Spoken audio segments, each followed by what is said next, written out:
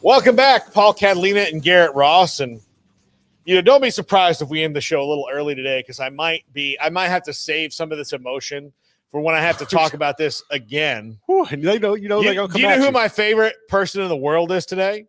Emery, because he didn't say nothing. No, no. Absolutely not. No, Craig definitely said something. Yeah, no, he's already. Yeah, no, I've already seen him. Quick. But my favorite person today is GJ Kenny, who we have at 310. Yeah, and then we have this green gridiron thing, which is way more exciting. So everybody that's buying you a little more time. I got you. Yeah, let's just push this off. Because look, I'm here. I'm bearing my soul. And I'm, like I said, I am I'm the Cowboys analyst who's a Cowboys fan who will tell you very realistically what's going on. You have to, man. I don't pump sunshine. Yeah. Now, most of us are like that. Like, I'll tell you, there's not a lot of Cowboy sunshine pumpers left. I mean, y'all have, yeah. There's not, they haven't won in a long time. Y'all like us, Washington. I'll tell you everything that Florida State doesn't do that they need to do to be where they want to be, but I'm not going to dog them like I would this is a very interesting transitional period. And look, Mike Norvell hit on the portal so much, fixing that team, but the guys he's recruited haven't developed yet, even the upper level ones to that. I mean, he's pretty, he's a good developmental coach. I think there's no question about that, but he also needs to be he needs a better staff to recruit. Right. I think he needs to upgrade the recruiting staff. But it's hard to recruit where they're at, dude. You're literally surrounded by freaking Georgia and Bama, and you're financially at a place. Well, it's going to get there. It's going to be difficult. Well, they're just going to have to decide. The thing is that they're going to have to SMU the outside of it to as much as they can. Okay, if we want to be on par with them, then we've got to cover this budget gap for this long of recruiting football this way. So I don't know. I mean, it's daunting, and you can understand because so much is wrapped up in football, and that's the biggest thing there, that why they want to get out and why they think this is a horrible deal. And I think if you asked all of the teams in the ACC, even the ones that are thrilled to have it, don't you find it stupid that we have to wait for 14 years? They'd be like, yeah, we do have to. We do find it stupid, but we are where we are, and it's fine. We're not going to help somebody further damage this league, right?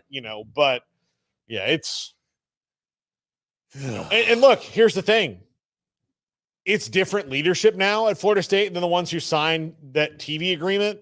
But even still, they do have to I'm sure they're going back, going, why would you? Right? Why would you do this?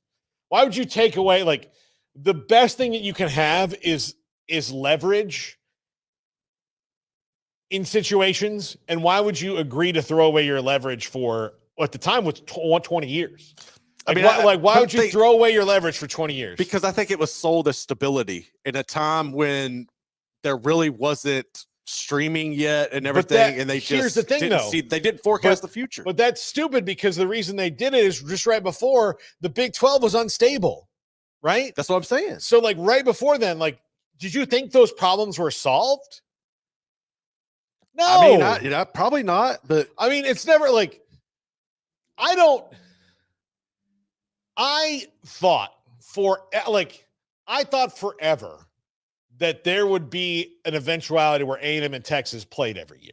Right. Now, for Texas to go to the SEC, I never really wrapped my head around that, because that to me would have meant Texas thinking less of its own opinion than it has historically in the past when it comes to league decisions. In the Big 12, they essentially, if they didn't like it, it didn't happen. It did go by, yeah. Now, in the SEC, if they don't like it and everyone else does, then it's well, this is the L you take. Yeah. Deal with it. And then they can, afterwards they can all sit at the bar and be like, let me tell you about 94. We tried to get this rule in. And yeah, sorry, Arkansas. Here's to the 94 Arkansas. And then Bama's you may think that we get our way all the time, but let me tell you about these years. And then they all have it. Yep.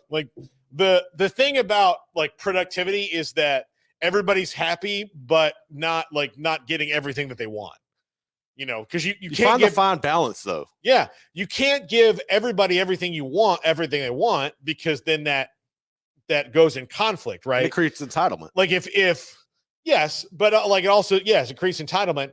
And so it creates a situation. If somebody came in here and said, all right, we're going to give Emery and Garrett and Paul the salary they want, like whatever demands they have, we're going to do it. And we're not going to say no to them ever. So the more the three of us come up with demands, the more likelihood that those demands are going to intersect with each other and collide. We're like, well, I don't really want to work on Thursdays and Fridays anymore. Well, Garrett doesn't really want to work on Mondays and Tuesdays.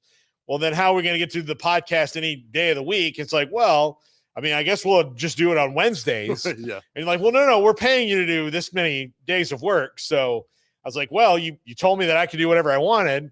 So now I guess we're just going to do one show. And then Emery's like, well, I don't want to do Wednesdays. So there's going to be the only day that we do the show. We don't have Emery helping us, you know? So then like, here we are in conflict. That's why you can't just give everybody everything. But I do wonder why the people in the ACC thought that like the Big 12 lost 4 teams in 2 years and replaced them with smaller schools. Mm-hmm. With only 2. They lost 4, they replaced them with 2, with smaller schools. Not dogging West Virginia or TCU at all, but no, it's you know, when you lose Nebraska and A&M and Mizzou and Colorado, and then you replace them with schools that are, one of the schools is half the school size of any of them in TCU, that's less eyeballs you're going to have on your conference. And the ACC didn't think, oh, that's never going to happen to us. We have this deal, and everybody will sign it and not be mad about it. Also, they're like, oh, well, they never thought that somebody might get more TV money on another contract. Like, you're just telling the media person, the media company, no, we're good for 20 years. Is $25 million the same in 2036 that it is in 2016? God, I hope not. Hell no. You know, well, maybe I hope so, because that means inflation hasn't happened. Yeah. But the history of Earth tells us that's not true. You know, you can, you know, ask your parents how much hamburgers used to cost and, you know, faint when they say, oh, a quarter. Mm-hmm. Like, okay, well, it's not that anymore. No. It's like, you know, the dollar menu is about to be the $3 menu. You know, that's how things are going to be. But let's play our little game here, Garrett. Okay. So you give me a quarterback and I will tell you yes or no. And I'm probably saying yes to all these. All right, let's go. First one, Diego Pavia. Yes, absolutely. El Pribon. You're telling me I would love El Pribon. I think El Pribon would be great in this offense. He's got moxie. You know, he's got that little bit of like, okay, let's take a chance. Let's do some things. And he completes passes.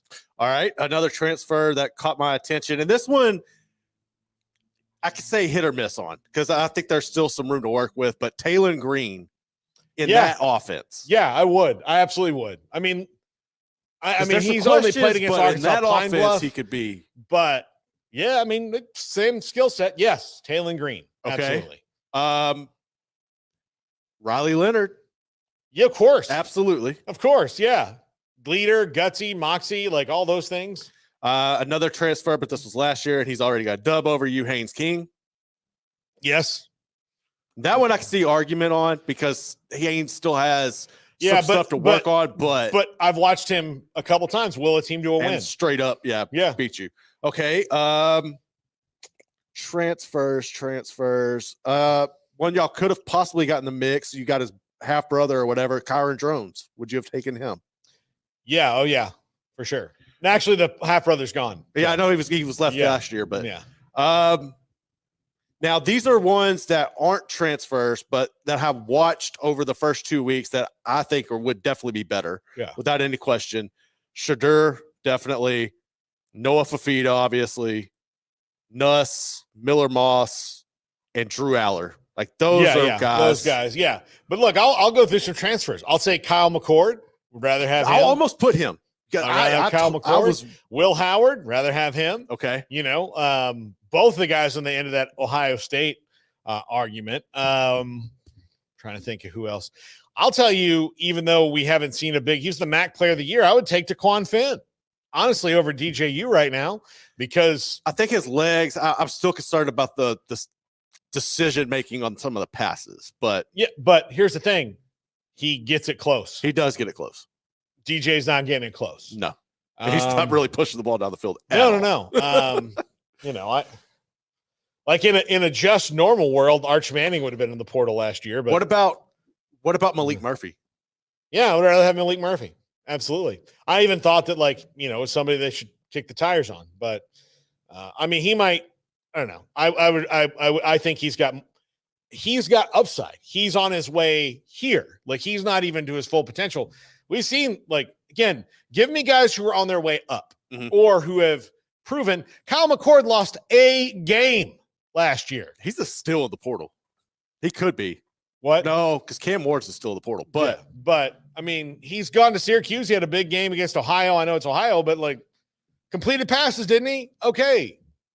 Yeah, there's not many I would say no to. Yeah, that's kind of us. Are there any? All right. Where's DJU stack up against the quarterbacks in Florida at colleges? How many other quarterbacks in colleges in Florida would you rather have? Like USF and everybody.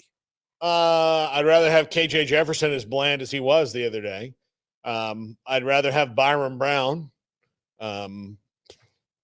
Obviously, I'd rather have Cam Ward. I'd rather have DJ Lagway, but I'm not that crazy. But there's only one quarterback I want less, and it's Graham Mertz. But they're in the same category to me. I wouldn't really want Cade Klubnik right now. No. Part of that is Dab was making a Jimbo mistake there with Garrett Riley. He's had Garrett Riley come in and run the Clemson offense, and he didn't. You hired Garrett Riley to run Garrett Riley's offense. You don't hire Garrett Riley to run an offense that people have figured out. You hire a new guy to bring in a new offense. So. Another quarterback that just hit me that transferred that's about mid. Tyler Van Dyke. Would you have rather had him? No. Okay. No. I'm trying to think of some people here that can push DJU a little. I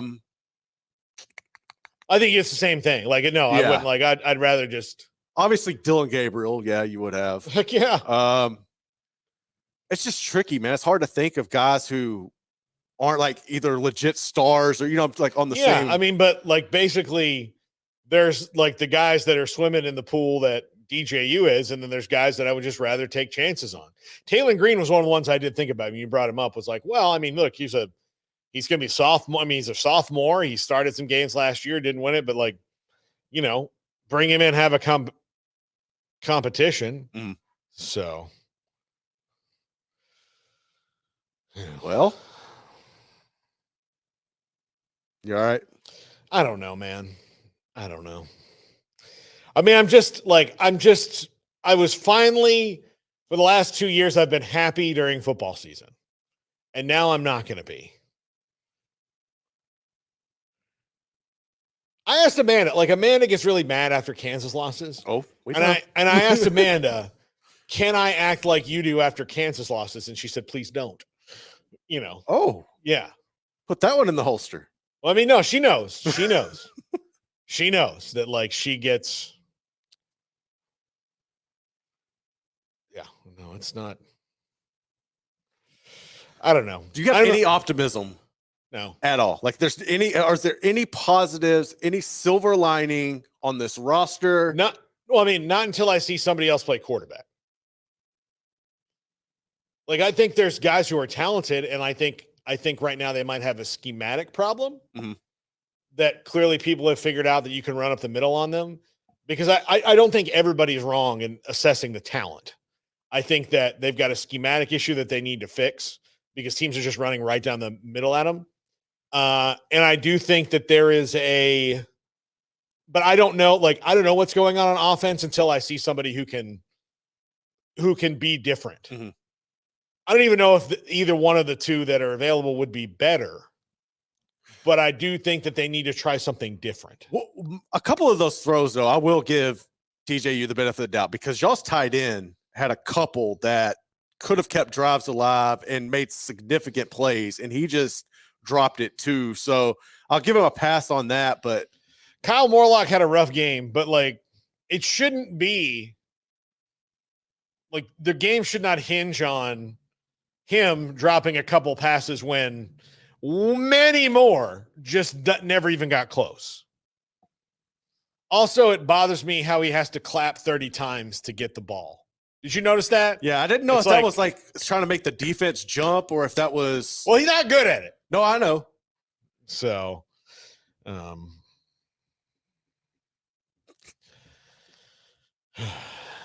all right. Well, I'm going to wrap this show up. Okay.